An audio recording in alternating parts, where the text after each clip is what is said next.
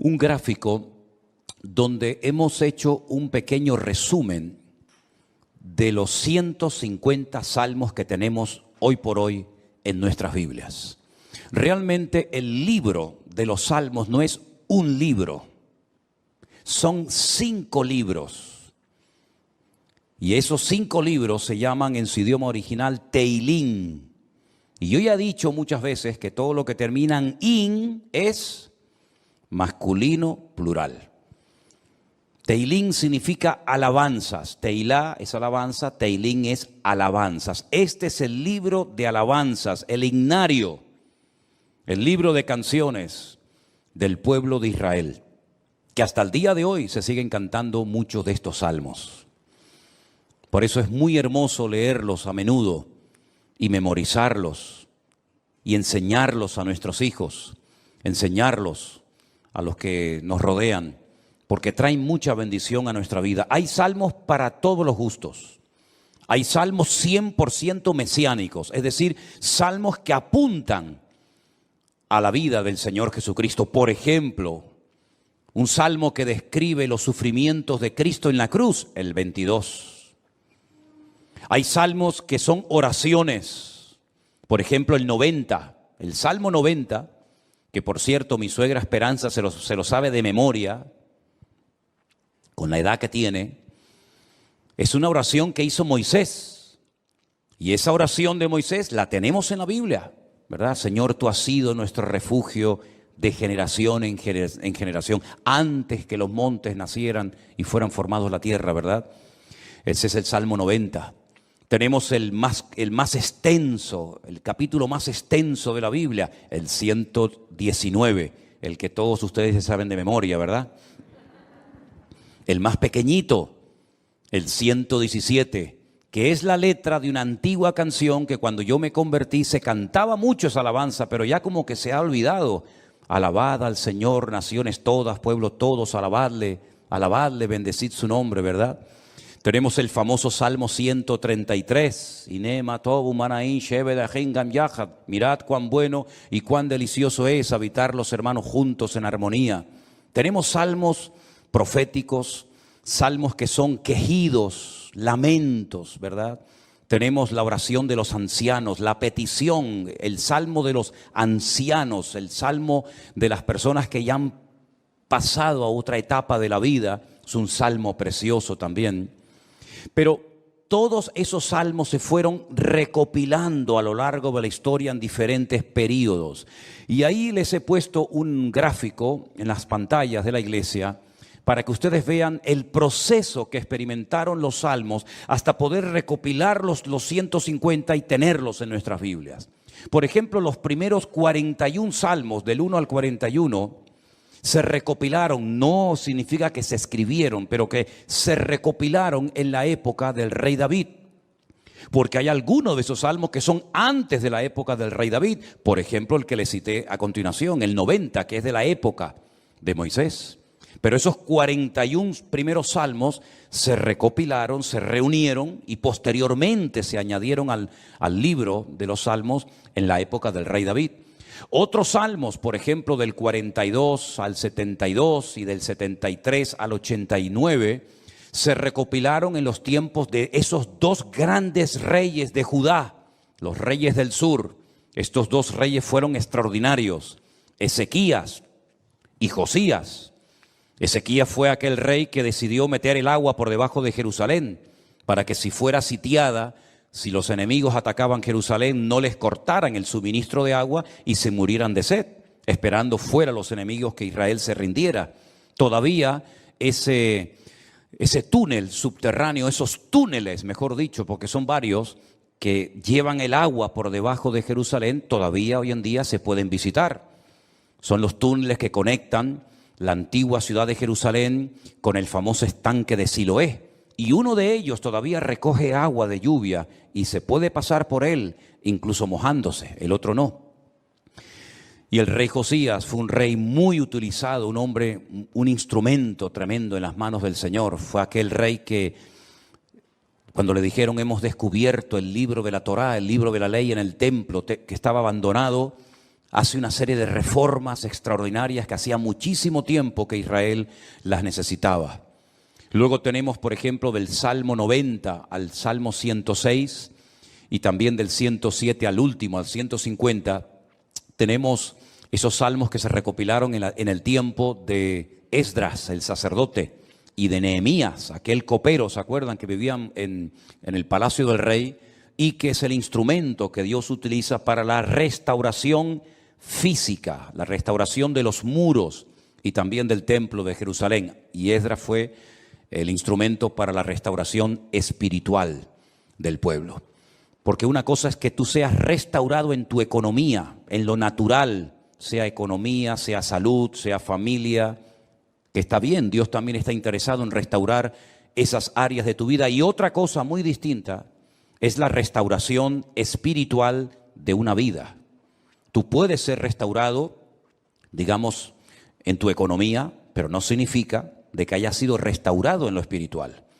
Y si quieren ver un ejemplo claro de lo que estoy diciendo, vayan, por ejemplo, al famoso libro de Ezequiel, en el capítulo 37, cuando el Señor le dice a Ezequiel, ven que te voy a enseñar algo, y lo lleva al cementerio más antiguo del mundo, que está al este de Jerusalén, en el Monte de los Olivos, cementerio que tiene más de 3000 años, que se puede visitar hoy en día, que se conoce, bueno, el nombre que le dan los judíos hoy en día es el Bet Hayim, que es la casa de los vivos, pero realmente era el valle de los huesos secos, porque es un valle lleno de huesos, un valle lleno de muertos. Y el Señor, estando él en Babilonia, le muestra ese valle, ese cementerio, y le dicen, ¿tú crees que estos huesos vivirán? ¿Tú crees que volverán a la vida estos huesos secos en gran manera, que en algunos casos hay años y años que están ahí enterrados? Y el profeta Ezequiel le dice al Señor, yo no sé, Señor, lo que va a pasar con estos huesos, con estos muertos. Y el Señor le dice, predícales, profetízales a los huesos. Y dice que mientras les predicaba, comenzaron a levantarse esos huesos y se formaron cuerpos humanos, seres humanos, con piel, con tendones, con miembros, con cuerpos. Pero dice que eran como muertos vivientes, les faltaba el espíritu. No se movían, estaban ahí quietos como zombies. Y el Señor les dice, les falta el espíritu, profetiza, habla para que el espíritu entre en ellos. Y al final del capítulo 37, el Señor le explica al profeta Ezequiel lo que significa esa visión y le dice, esta es la casa de Israel. Estos son los hijos de Israel que van a experimentar un resurgir como pueblo, como nación, una restauración nacional, que en los tiempos de Ezequiel era impensable, pero que nosotros sabemos que se ha producido en el siglo XX, en mayo de 1948, los huesos secos, esparcidos por todas las naciones de la tierra, se levantaron en un solo día como pueblo, y ahí están, con su himno, con su bandera, con su tierra, con su capital, pero la restauración espiritual aún no se ha producido. Todavía falta la restauración más importante del pueblo de Israel, y es la restauración espiritual que se va a producir cuando ellos reconozcan a Yeshua HaMashiach como el verdadero Mesías, Mesías que traspasaron, Mesías que rechazaron, pero que verán algún día que era el verdadero Mesías. En los Salmos encontramos mucha información acerca de la restauración nacional y espiritual del pueblo de Israel. Encontramos que dicha restauración se llevaría a cabo a través de la obra de Cristo, del Hijo de Dios humanado y encarnado, que habitaría entre los seres humanos como un ser humano más. En los Salmos también encontramos al principio mucha información acerca del tipo de salmo que vamos a leer. Por ejemplo, hay salmos que en la parte de arriba pone Mictán. ¿Lo habéis visto alguna vez? Mictán. Y uno dice, ¿y eso qué significa? Mictán es una enseñanza profunda. Un salmo que ponga arriba como título Mictán es una enseñanza a tener en cuenta.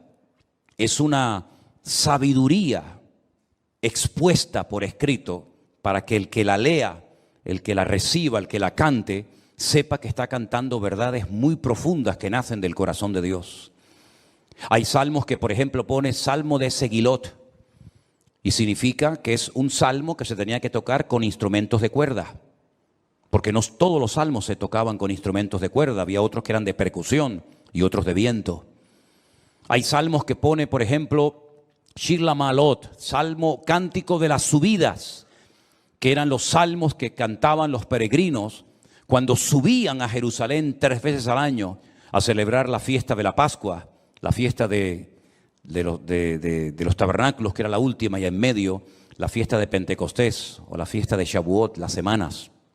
Y también algunos creen que había escalones en el templo de Jerusalén donde se ponía el coro, y esos salmos de las subidas desde allí los cantaban.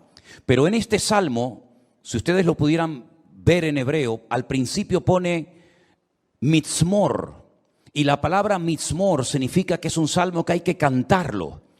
Nosotros como cristianos no tenemos esa costumbre, lamentablemente, porque el salmo nos indica que este salmo habría que cantarlo desde el versículo 1 hasta el último versículo, hasta el versículo 5. Nosotros lo hemos leído, pero realmente es un salmo que, según las instrucciones que Dios nos da, tendríamos que haberlo cantado. Y es la mejor manera de aprender capítulos enteros de memoria de la Biblia, poniéndole música. Y es la mejor forma de aprender, ya digo, capítulos y capítulos enteros de la Biblia.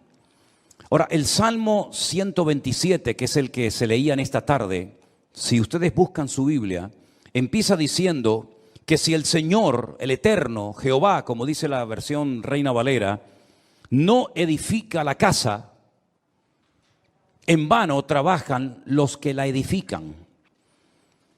Tenemos que explicar brevemente a qué se está refiriendo el autor de este salmo, que pudo ser David, que le escribió un salmo, una enseñanza a su hijo Salomón, o como opinan otras personas, pudo ser un salmo que lo escribió Salomón con una enseñanza que heredó de su padre, el rey David. Sea como sea, la declaración que hace el versículo 1 es muy interesante. Si Dios, el Eterno, nuestro Creador, no edifica la casa, en vano trabajan los que la están edificando. El sueño de David, que nunca lo vio cumplido, era construir un templo para su Dios. Dios nunca le dijo a David que lo hiciera, pero nació en el corazón de David el anhelo, el deseo de tener una casa, un templo, sobre todo para que el arca de la alianza, que tenemos ahí en la entrada de la iglesia como una réplica, para que ustedes pudieran ver el tamaño original que tenía el arca de la alianza en aquellos tiempos, en vez de estar debajo de una lona, debajo de una tienda de campaña, pudiera estar en un templo bonito, grande, bien decorado, espacioso, etcétera, etcétera. Ese era el sueño de David, pero nunca lo vio cumplido, porque el profeta Natán le dijo que él no tenía el aval, el respaldo de Dios, el permiso del Señor para construir dicho templo. Ese templo solamente podía ser levantado en un lugar. No podía ser levantado en cualquier parte, sino encima de lo alto de un monte llamado el monte Moriah. Es una palabra compuesta, el lugar donde Dios me enseña. Moriah viene de maestro, Moré, Morá, Morim, Morot, y Yad es el diminutivo del nombre de Dios. El monte donde Dios es mi maestro, el monte donde Dios me enseña y me instruye, ¿verdad? En ese monte vivía un señor llamado Arauna, que era un jebuseo, los antiguos habitantes de Jerusalén. Y allí sube el rey David. Y entonces dice la Biblia que allí ofrece un sacrificio, cuando había muerte por todas partes, por un pecado que, como bien saben ustedes, el rey David había cometido. Allí él presenta un sacrificio en el mismo monte y en el mismo lugar donde tiempo atrás el famoso patriarca Abraham, el amigo de Dios, había subido con su hijo Isaac para sacrificarlo sobre un altar, pero el Señor lo detuvo y le dijo: no lo hagas. Todavía ese altar, esa roca enorme que es tan grande como esta plataforma o más, todavía está allí. Y los judíos consideran que desde allí fue donde Dios creó el mundo, el ombligo, el centro geográfico de la tierra bíblica. Pues en ese lugar Salomón, su hijo, iba a construir el primer templo de la historia para Dios. Ellos tenían que partir de la base de que el Dios de ellos era tan grande, tan inmenso, que era imposible meterlo dentro de un templo.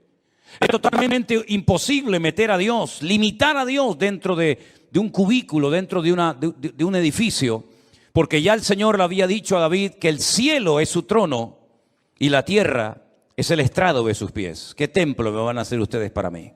Los romanos se reían de los judíos cuando llegaron a Israel y decían: ustedes están locos, porque ustedes tienen un templo enorme, precioso, pero vacío.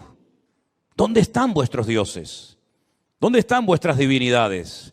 Los griegos, los romanos y todas las culturas habidas y por haber levantaban templos, pero luego los llenaban de ídolos. Apolos, Afrodita, ¿verdad? Cibeles, Ares y tantos dioses. Pero los judíos nunca pusieron una figura de Dios, porque al Señor tu Dios adorarás y a Él solo servirás. Y en los famosos 10 mandamientos, el Señor prohibía la fabricación de imágenes de talla. Por lo tanto, era un templo vacío, pero en lo más recóndito, en lo más oculto del templo, estaba un lugar que nosotros lo llamamos el lugar santísimo, donde estaba el arca de la alianza. Y Salomón iba a poder construir ese templo con la ayuda de miles y miles de personas. Y podía estar tranquilo de que nadie le iba a atacar, porque su padre había estado durante años sometiendo a todas las naciones vecinas para que su hijo en tiempos de paz y de prosperidad pudiera construir el templo de Jerusalén. Lo tenía todo. El padre le dio los planos. El padre le escribió 77 letras de canciones que las tenemos en la Biblia, los famosos salmos de David, para que pudieran cantar.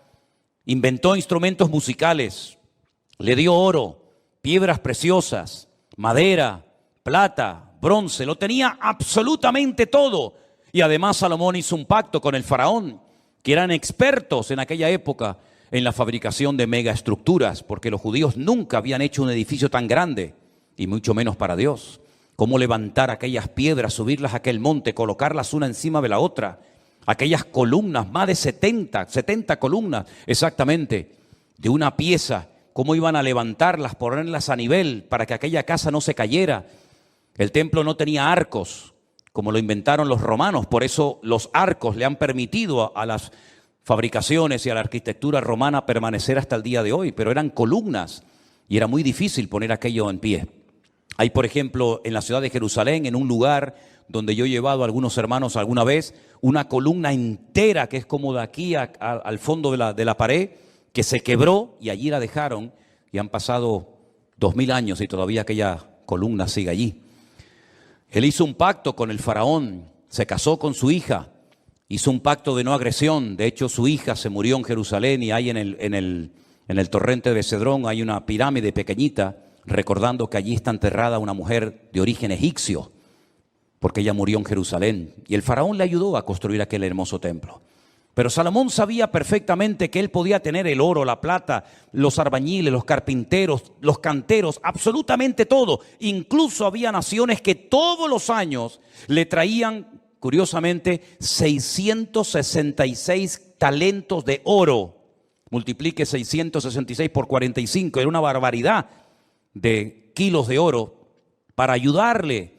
Venían personas de todos los continentes de la tierra, unos le traían marfil, otros le traían diamantes, otros le traían de todo. Pero él sabía que aunque lo tenía humanamente hablando todo, sin el respaldo, sin la ayuda del Señor, aquel templo nunca se iba a poder levantar. Y aquí hay una primera lección que tenemos que interiorizar nosotros como cristianos en el día de hoy. Nosotros nos podemos esforzar mucho y de hecho el esfuerzo forma parte de la vida cristiana. Esfuérzate y sé valiente, le decía el Señor a Josué, ¿verdad? Josué capítulo 1.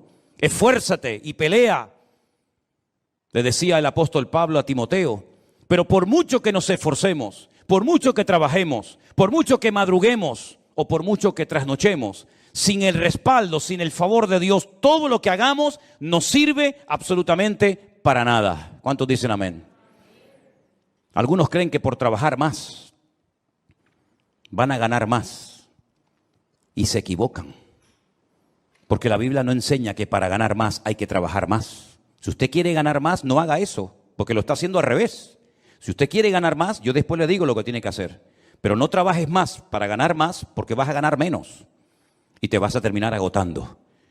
Porque la Biblia dice en el Salmo que hemos leído que si el Señor no edifica la casa, en vano, y esa palabra en vano, esa expresión en hebreo en vano, significa para que no llegues al agotamiento físico y mental. ¿Qué les parece? Para que no llegues a un momento que digas, ya no aguanto más, estoy reventado, estoy cansado.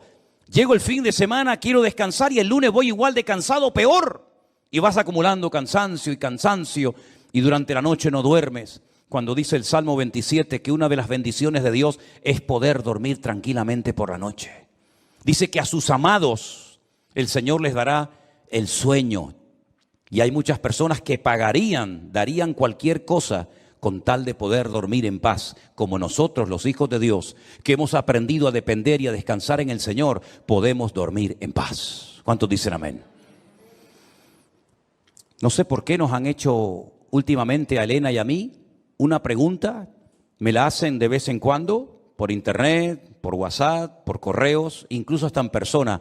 ¿Ustedes están durmiendo bien? Y preguntamos, ¿y por qué nos hacen esa pregunta?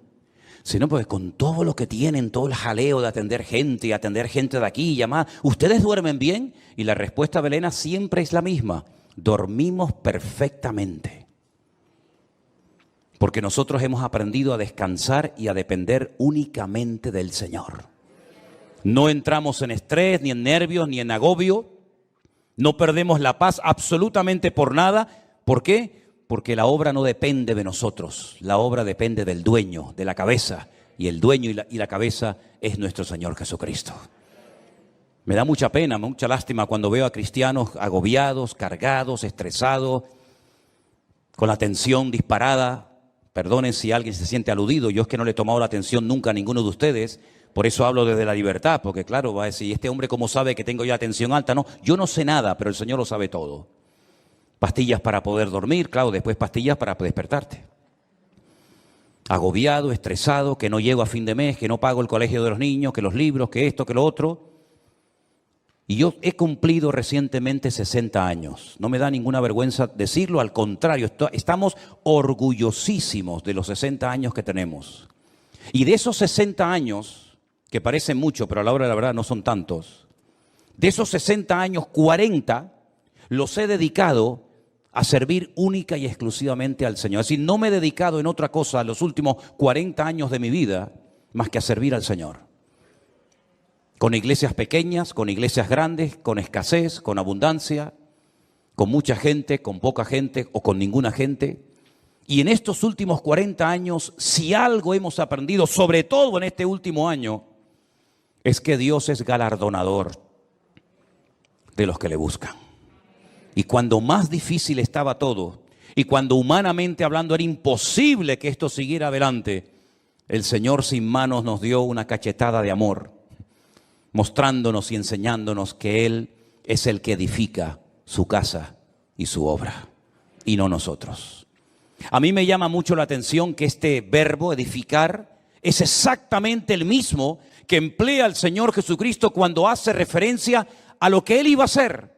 Edificaré mi iglesia.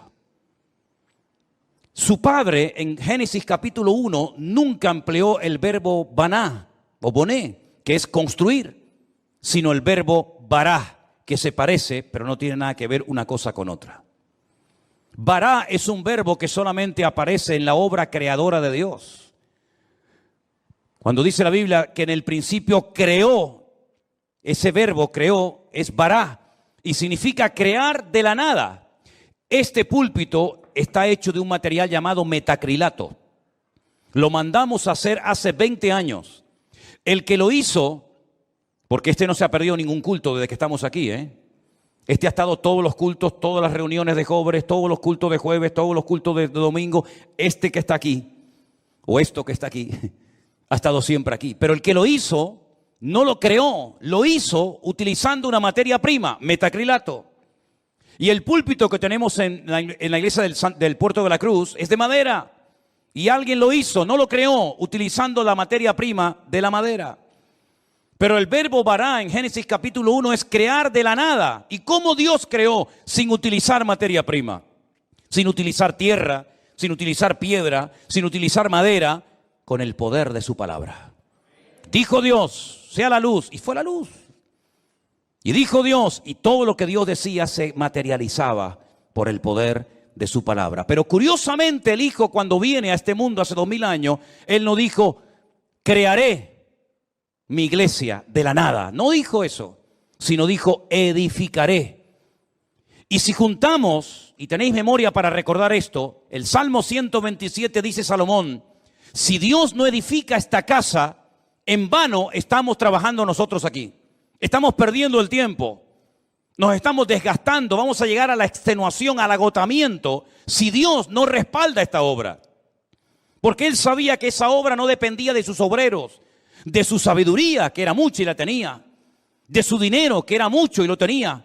Él sabía que aquella casa no era una casa particular, no era una sinagoga, no era un colegio, era la casa de Dios.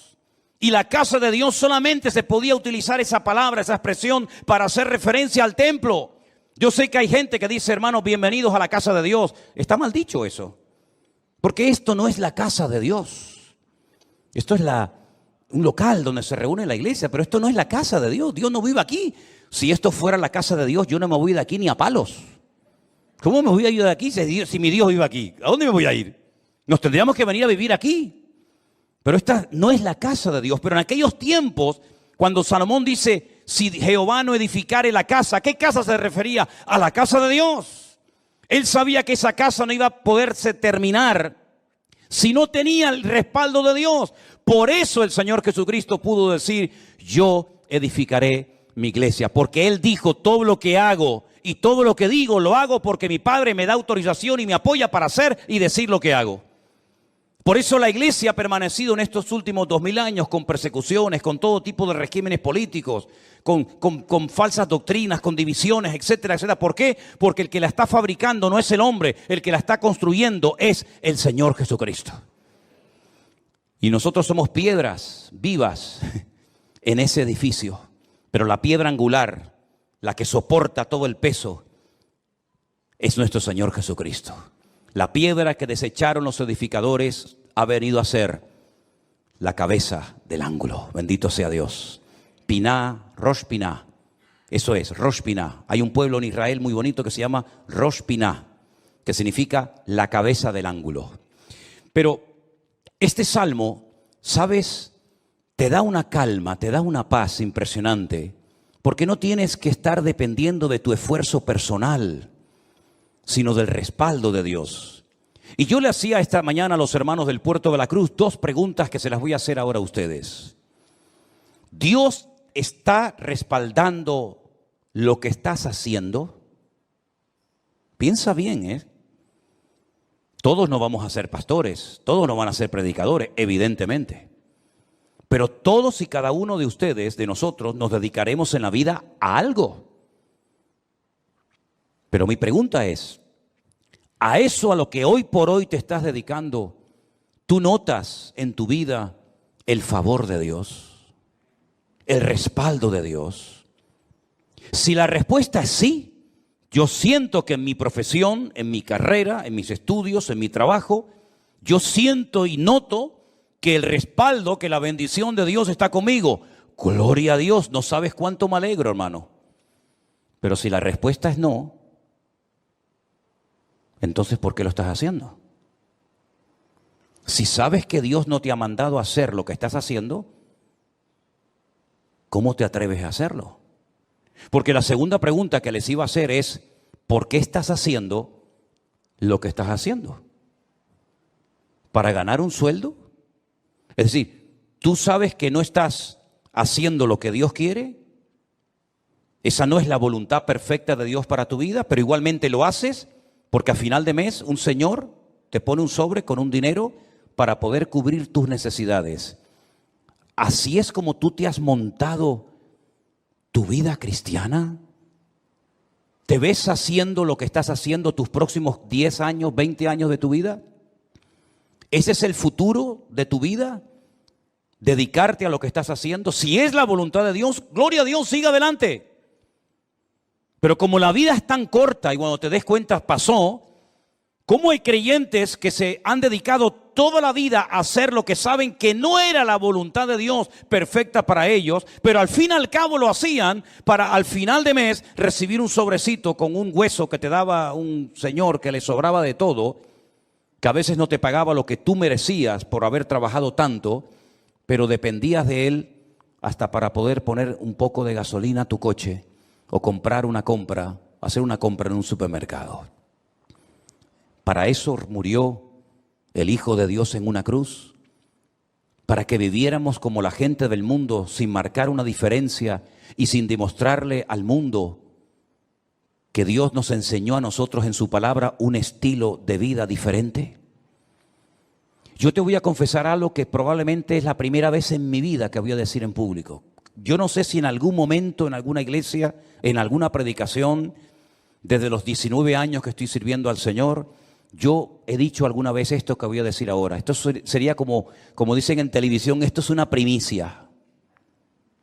¿Tú sabes cuál era la preocupación, la gran pregunta que yo tenía en el tercer año de escuela bíblica, de seminario, cuando yo estaba a punto de salir? ¿Sabes cuál era mi pregunta? ¿De qué voy a vivir?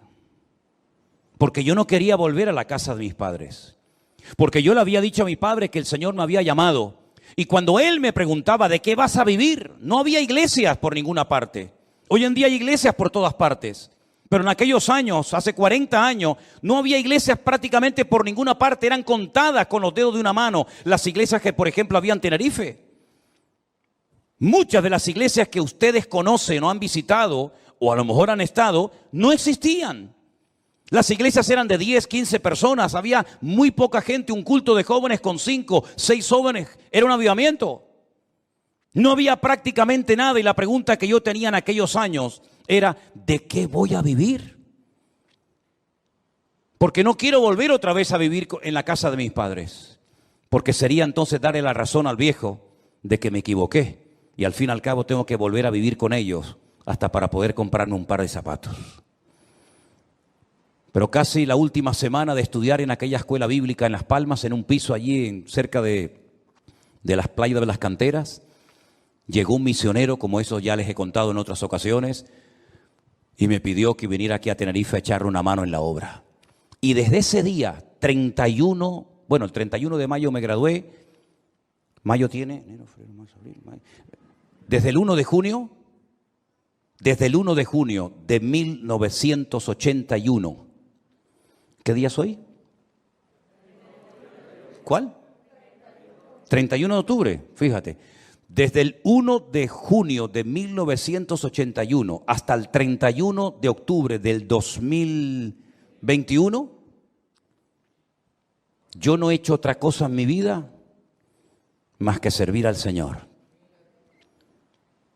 Me pude casar, pudimos viajar, hemos fundado iglesias en algunos lugares y estamos disfrutando de la obra del Señor como nunca jamás en la vida habíamos soñado.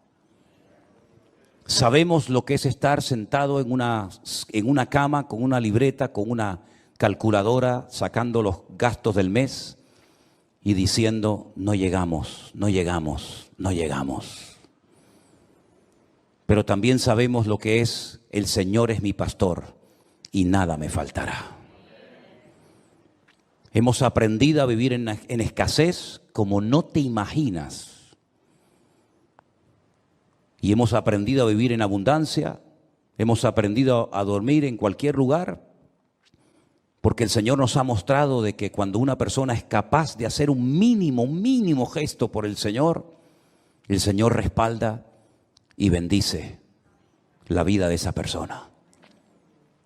Y tengo un temor tremendo en mi corazón por toda la manera como el Señor nos está bendiciendo y abriendo puertas en todas partes. Porque sabemos perfectamente que no es por nuestros méritos, no es por nuestros méritos. Quiero decirles que cuando muchos de ustedes vinieron a esta iglesia, nosotros ya hacía años que estábamos aquí.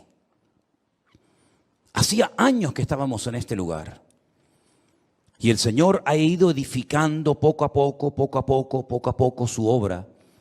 Y hoy en día podemos hablar para la gloria del Señor de miles y miles de personas que en todas partes del mundo, muchos de ellos han conocido al Señor Jesucristo como su Señor y Salvador personal en este último tiempo.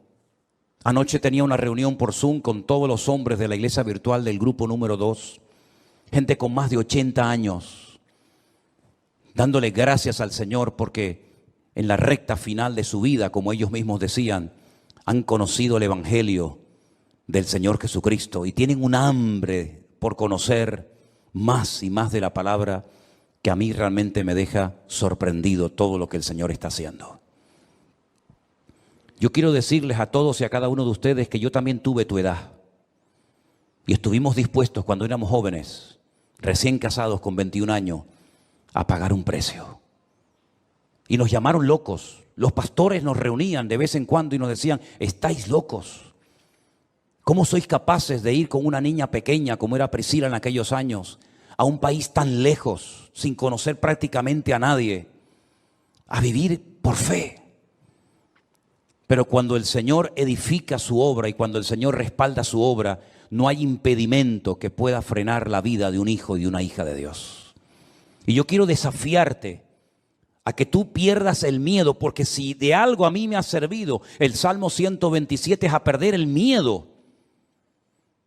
Si Anderson, que está conectado al liderazgo y a los coordinadores de la iglesia virtual número 1, les hablara acerca de lo que cuesta, del presupuesto enorme que cuesta el hacer todas las actividades, nos quedaríamos con la boca abierta. Pero el Señor ha suplido de una forma increíble, porque el Señor es galardonador de los que le buscan y cuando Él edifica la casa, no hay nada ni nadie que la pueda detener. Fíjate que en el Salmo 121, si te das cuenta, habla de la casa de Dios, es decir, lo principal, la obra de Dios, nada ni nadie la va a detener. Pero en segundo lugar, habla de la ciudad. Si Jehová no guardare la ciudad, en vano vela la guardia. Este versículo, cada vez que me tocaba a mí guardia en el ejército y te daban todas las balas y la metralleta y el armamento para estar de guardia, yo siempre lo decía en alta voz: si el Señor no guardare la ciudad, en vano vela la guardia. Porque todo lo que hagamos, todo tu esfuerzo personal, y que conste, quiero dejar bien claro, por favor, hermano, que el Salmo 127 no es un salmo que apoya al perezoso, al vago, al negligente. No, no, al contrario. El esfuerzo forma parte de una vida cristiana normal. Pero todo nuestro esfuerzo, nuestro sudor, nuestro trabajo, no sirve de nada si el Señor no respalda lo que estamos haciendo para Él. Absolutamente de nada. Luego es un golpe al ego del hombre, porque la gloria no me la llevo yo.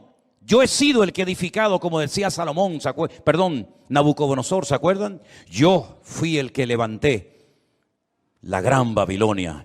Y al final tuvo 7 años viviendo en un monte como un animal para que el Señor pudiera arrancar de su corazón la arrogancia y el orgullo. Porque una persona arrogante, acomplejada u orgullosa no es digna de estar sirviendo al Señor. Una persona con orgullo, una persona que se le sube a la cabeza lo que tiene, lo que es o lo que hace, es una persona que no está capacitada para estar al frente de una obra. Por eso a mí me da alegría ver al hombre más sabio de la tierra, a uno de los hombres más ricos del mundo, como era Salomón, que cuando la reina de Saba vino y lo visitó, le dijo: lo que me contaron no es ni el 1% de lo que ven mis ojos. Que él reconozca que el éxito de aquella obra no estaba en él, sino estaba en su Dios. Y nosotros tenemos que aprender hoy más que nunca que tenemos que aprender a depender de Dios. Y eso hay que enseñárselo a nuestros hijos y hay que enseñárselo a los jóvenes de la iglesia para que nos demos cuenta de que en estos tiempos donde la economía está en crisis y donde el mundo irá, según la Biblia, de mal en peor, nosotros estemos preparados y sepamos adaptarnos a las circunstancias y no perder la paz ni el equilibrio, porque el Señor es nuestro Dios y estará con nosotros todos los días hasta el fin del mundo.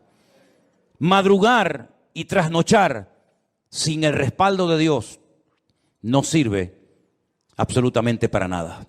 El Salmo 127 Es un salmo donde el Señor nos muestra que cuando dependemos de Él podemos estar tranquilos. Y mire lo que dice: por demás es que os levantéis de madrugada y vayáis tarde a reposar, por demás. Y que comáis pan de dolores, pues que a su amado dará Dios el sueño. Y ahora yo te pregunto a ti, ¿y ustedes cómo duermen?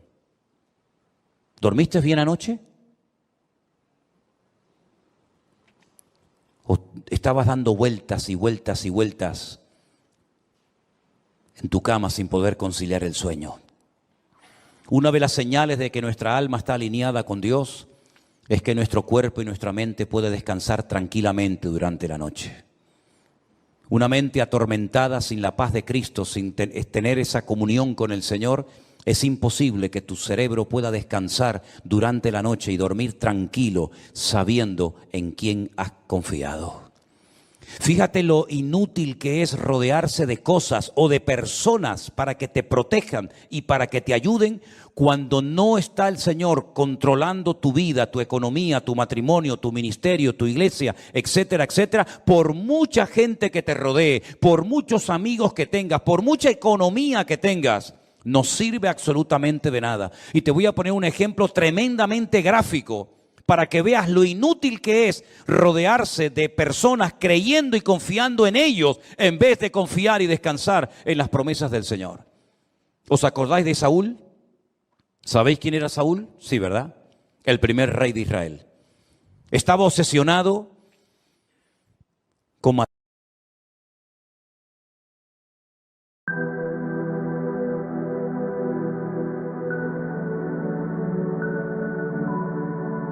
Teaching that is fundamental and more in these times in which we are living, that we verify in the light of the sacred scriptures if the teaching we are receiving really comes from God, or where does it come from. Scrutinizing the scriptures to come and examine the text, respecting the context in which things are said, a biblical story, not paying attention to everything that is said, and above of this saying amen, but waiting in God, checking if really what we have read, what we are teaching, what we are receiving is really from God. It's essential. We are living in dangerous times. The Bible defines them as dangerous times, times that are going to send false prophets, people who delight in hurting, confusing, discrediting God, be His word, and people who are the only thing they want to do is to confuse the believers, putting doubts, disturbing them in their faith. Well, this is nothing new. Since the times of the Apostle Paul, we know that the false prophets, the false teachers, the false apostles would rise, and we are already living in these times in which we see things that for years we have read and believed and shared, but that are already a reality. They are already among us. It's not the future, it's our reality of every day. I'm really surprised to see in the questions and things that some of you from your country tell me. For example, it has become very fashionable in some nations, in some churches, denominations, the theme of what they call fatherhood. So the pastor is considered as if it was the father, the daddy of the church. And this is not right. I know there is a great lack in many lives, in many young people who maybe the figure paternal, practically they did not have it. But considering the pastor, your father, and that he is the one that has to give you the blessing, that's not right. I remember where I lived in Venezuela that always the parents, the grandfather, the uncle, the nephew, whatever, you would go and ask for the blessing. That's not work that way. You have to look the blessing from God, not from man. There are people who like to go after men, looking for the blessing, looking for what they call the anointing, looking for the word. Let's be mature.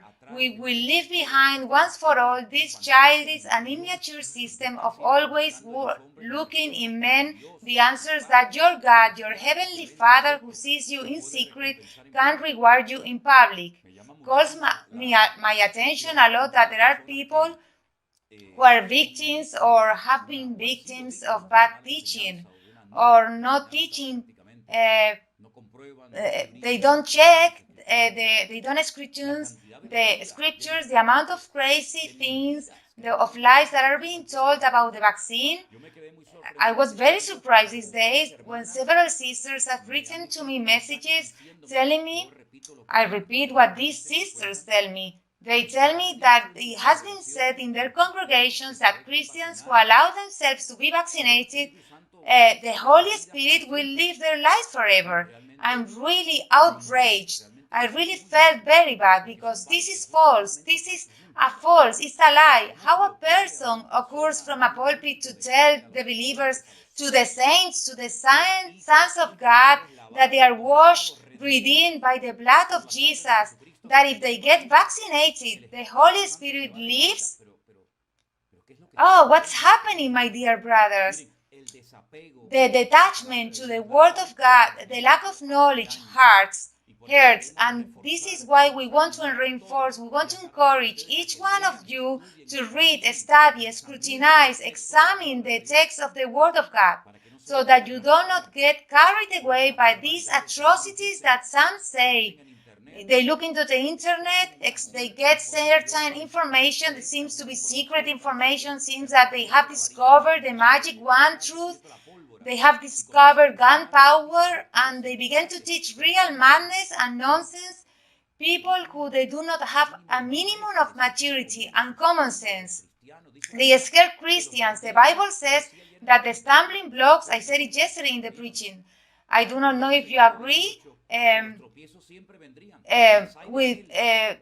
we read in Matthew 18 that the stumbling would always come from,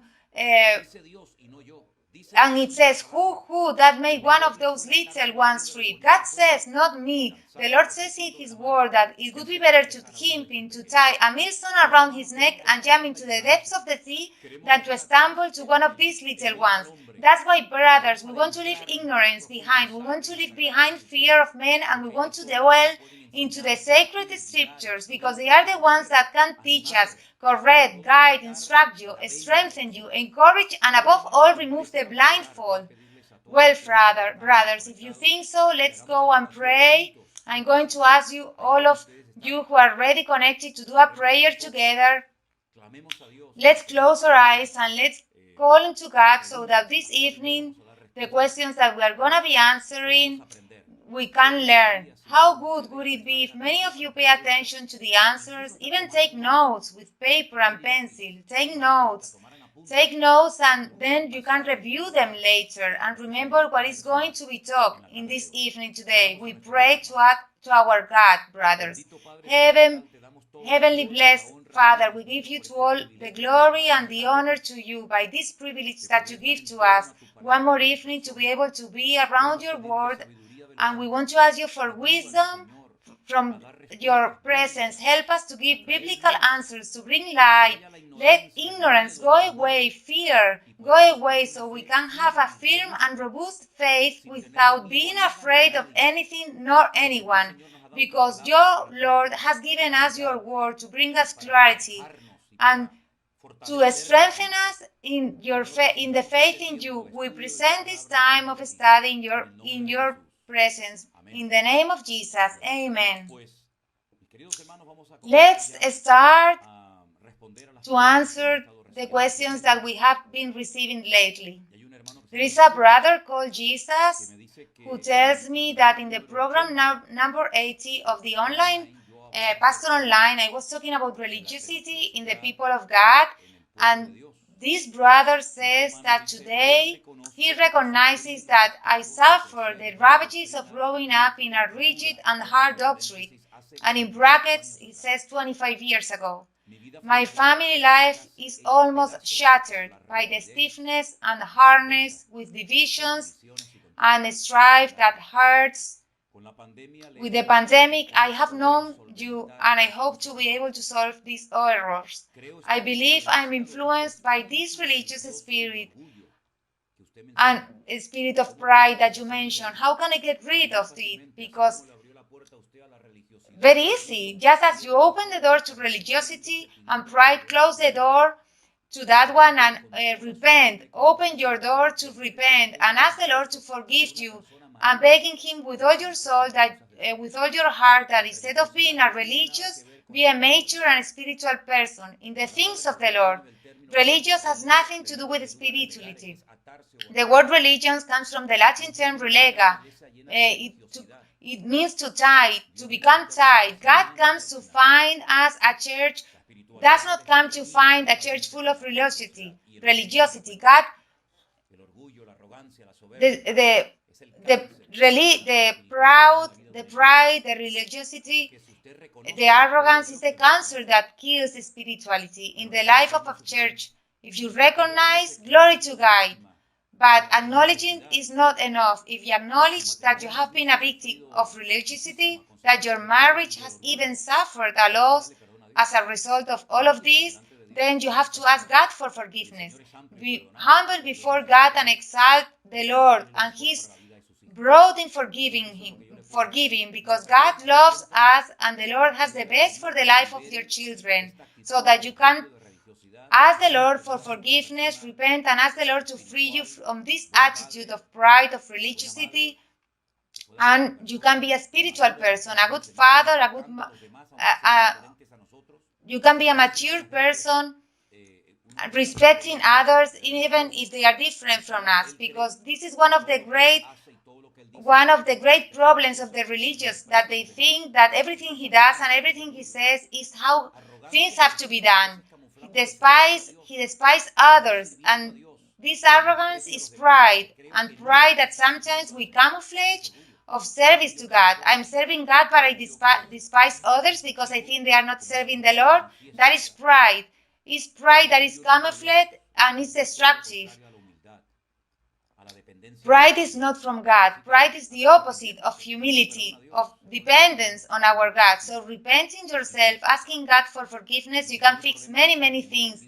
If you have problems in your marriage, ask for wisdom to God and start working in your family, because that is the highest priority of a man's. My priority is not the church. My priority is not my ministry, but my priority is my family. If I lose my family and I win the whole world, then it would be a tragedy. So the priority is to take care of the family, of your wife, because many, they have attended others people vineyards and they have shattered and broken his own house. So first is your family life, and then everything else will occupy a third place in your life. Let's not reverse the order, because otherwise it will be very expensive and very painful. Viviana says, in my church, we pray in understanding and in spirit, in order. And there is interpretation, but other times there is no interpretation. Only brokenness, but no screams or screams. 1 Corinthians chapter 14, there are some verses that this sister mentions, talks about speaking in tongues.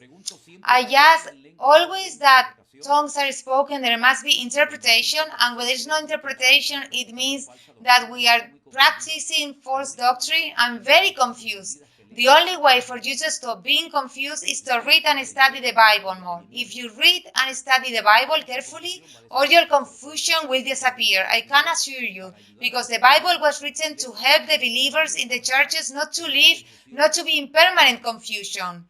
When there is confusion, it is because there is little Bible, little knowledge of the Word of God. Read chapters 12 and 14 of 1 Corinthians, and you will know how the gifts of the Holy Spirit should operate decently and in order in the local congregations. If you read the Bible, you will realize there are gifts that we are going to put in quotation marks. They need the manifestation of other gifts so that they bring blessing, edification, and exhortation to the church. There are gifts that go hand in hand with other gifts. To others operate by themselves. So read carefully, once, twice, 3 times, as many times is necessary. Read the Bible. A long time ago, I read some books that said that in some synagogues, In some yeshivas where the word of God is studied in Israel, a good student, when the lesson ends, they read 100 times, he reviews the readings, 100 times reviews the biblical text, the notes that his teacher, his rabbi has shared.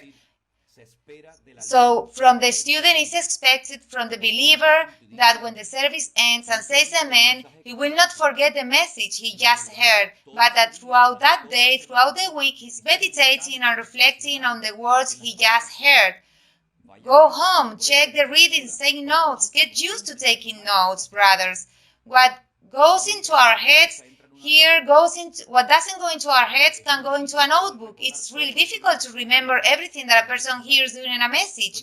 Thank God that today we also have the social networks and channels where services are stored, meetings, messages, studies. I think that if I remember correctly, we have already more than 1,000 messages stored that at any moment you can see and review. But if you want to get out of your confusion on the subject of tongues, interpretation, and all that you want to achieve, you have to read and study and scrutinize the chapter 12 and 14 fundamentally of 1 Corinthians, and you will see how reading the Word of God with a good attitude in reverence, asking the Spirit of God to enlighten you and show you the truth and what is revealed, then you will be very edified and very blessed, and doubts and above all the confusion of the ignorance will leave. You will live once. This is what I recommend to everyone, to read the word, but not to do a superficial reading, but go deeper. And if you find a word that you don't understand, go and look for the meaning of the word. For example, someone asked again for the famous word that appears repeatedly in the book of Psalms, Selah. What you have to do, if you find a word in the Bible that you don't understand, go and search in a good biblical dictionary, search on the internet. Thank God today on the internet we have very good information. Of course, there is also information that is worth nothing. But the word Selah, it's a melodic sign. It's a sign of the liturgy of poetry, which means stop, meditate. Think about what you just have read. It's a musical sign, like silence. In the pentagram, Selah is that, stop, meditate, think. You don't have to wait for the pastor on Monday to give you the answer. You can search it for it on the internet. So when sometimes they send me questions that have to do with definition of words, what I say is look it for yourself. Work, move, pay the price. Do not be comfortable and say, well, I will ask the pastor on Monday and the pastor will give me the answer. No, you do your job. You move, you inquire, you discover in the Word of God. And if after doing your work you don't understand something, then you write to me. But the first thing you have to do is be a disciplined person in the study of the Bible. A self-taught person who searches looking for what to buy, a good book, dictionaries, commentaries. You inform. That is something personal that all believers must get used to do and not depend solely and exclusively on what we hear from a pulpit or from a radio program, from a television, from the internet. Well, there are sisters who they have recently contacted us, and I think it's a mother and a daughter. They live in the city of Sativa, here in Spain, in the Valencian community, and they asked me the following. Let's see. If the church, we today, are the first fruits of the resurrection, according to 1 Corinthians chapter 15, then we go with the rapture? True? Well, let's see. The word first fruits, I would take it out. I would not use at the time of talking about the rapture, the second coming of Christ. In this time, I would not use the word first fruits because we are using it